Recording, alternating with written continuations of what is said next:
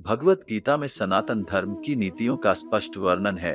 गीता में 18 अध्याय और 700 श्लोक है।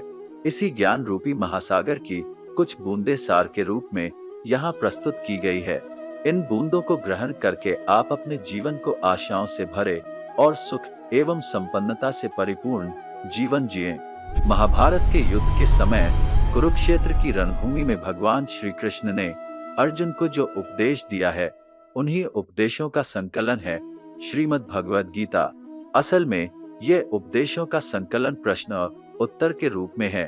अर्जुन कई प्रश्नवाचक चिन्हों के भंवर में फंसे हुए होते हैं और भगवान श्री कृष्ण इन्हीं प्रश्नों का उत्तर देते हुए अर्जुन को इस चक्रव्यूह से बाहर निकालते हैं। भगवत गीता ही है जो आधुनिक युग में समस्याओं से घिरे हुए मनुष्य को एक कर्मशील जीवन जीने के लिए प्रेरित करती है।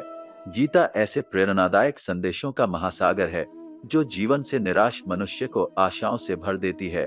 ठीक उसी प्रकार जिस प्रकार भगवान श्री कृष्ण ने अर्जुन की निराशाओं को दूर किया और उसे युद्ध लड़ने के लिए प्रेरित किया, आज की इस भागती दौड़ती जिंदगी में मानव को, उसके मन को, उसकी आत्मा को अगर कोई शांत, स्थिर और प्रसन्नचित्त रख सकता है तो वह है श्रीमद् भगवद गीता। जिसने मन को जीत लिया है उसने पहले ही परमात्मा को प्राप्त कर लिया है, क्योंकि उसने शांति प्राप्त कर ली है। ऐसे मनुष्य के लिए सुख दुख, सर्दी गर्मी और मान अपमान एक से है।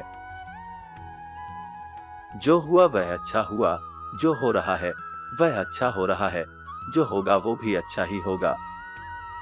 हे अर्जुन, तुम्हारा क्या गया जो तुम रोते हो? तुम क्या लाए थे जो तुमने खो दिया? तुमने क्या पैदा किया था जो नष्ट हो गया? तुमने जो लिया यहीं से लिया, जो दिया यहीं पर दिया। जो आज तुम्हारा है कल किसी और का होगा, क्योंकि परिवर्तन ही संसार का नियम है। जीवन न तो भविष्य में है न अतीत में है, जीवन तो बस इस पल में है।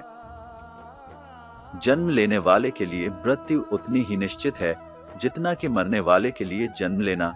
इसलिए जो अपरिहार्य है उस पर शोक नहीं करना चाहिए।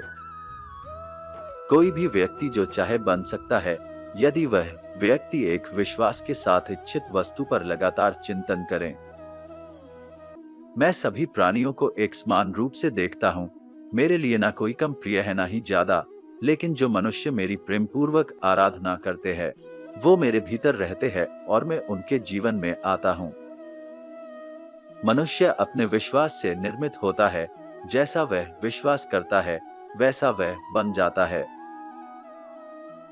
फल की अभिलाषा छोड़कर कर्म करने वाला पुरुष ही अपने जीवन को सफल बनाता है। हे अर्जुन, क्रोध से भ्रम पैदा होता है, भ्रम से बुद्धि व्यग्र होती है, जब बुद्धि व्यग्र होती है तब तर्क नष्ट हो जाता है, जब तर्क नष्ट होता है तब व्यक्ति का पतन हो जाता है। मेरा तेरा, छोटा बड़ा, अपना पराया, मन से मिटा दो, फिर सब तुम्हारा है और तुम सबके हो। इतिहास कहता है कि कल सुख था, विज्ञान कहता है कि कल सुख होगा, लेकिन धर्म कहता है कि अगर मन सच्चा और दिल अच्छा हो तो हर रोज सुख होगा। अच्छे कर्म करने के बावजूद भी लोग केवल आपकी बुराइयां ही याद रखेंगे, इसलिए लोग क्या कहते हैं इस पर ध्यान मत दो, तुम अपना कर्म करते रहो। अपने परम भक्तों जो हमेशा मेरा स्मरण या एक चित्त मन से मेरा पूजन करते हैं, मैं व्यक्तिगत रूप से उनके कल्याण का उत्तरदायित्व लेता हूँ।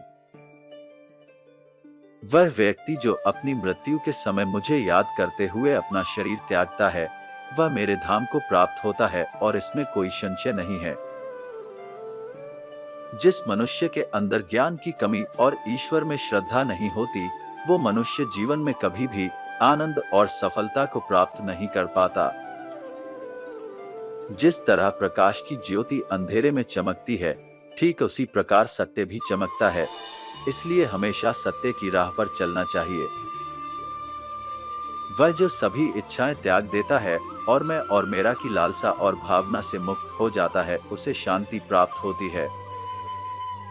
श्रेष्ठ पुरुष को सदैव अपने पद और गरिमा के अनुरूप कार्य करने चाहिए, क्योंकि श्रेष्ठ पुरुष जैसा व्यवहार करेंगे तो इन्हीं आदर्शों के अनुरूप सामान्य पुरुष भी वैसा ही व्यवहार करेंगे।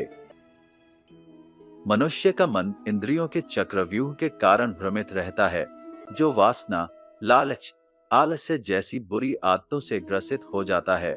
इसलिए मनुष्य का अपने मन एवं आत्मा पर पूर्ण नियंत्रण होना चाहिए। जो मनुष्य जिस प्रकार से ईश्वर का स्मरण करता है, उसी के अनुसार ईश्वर उसे फल देते हैं। कंस ने श्री कृष्ण को सदैव मृत्यु के लिए स्मरण किया, तो श्री कृष्ण ने भी कंस को मृत्यु प्रदान की। अतः परमात्मा को उसी रूप में स्मरण करना चाहिए जिस रूप में मानव उन्हें पाना चाहता है।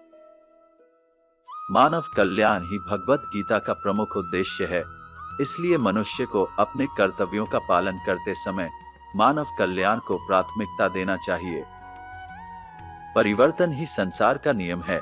एक पल में हम करोड़ों के मालिक हो जाते हैं और दूसरे पल ही हमें लगता है कि हमारे पास कुछ भी नहीं है।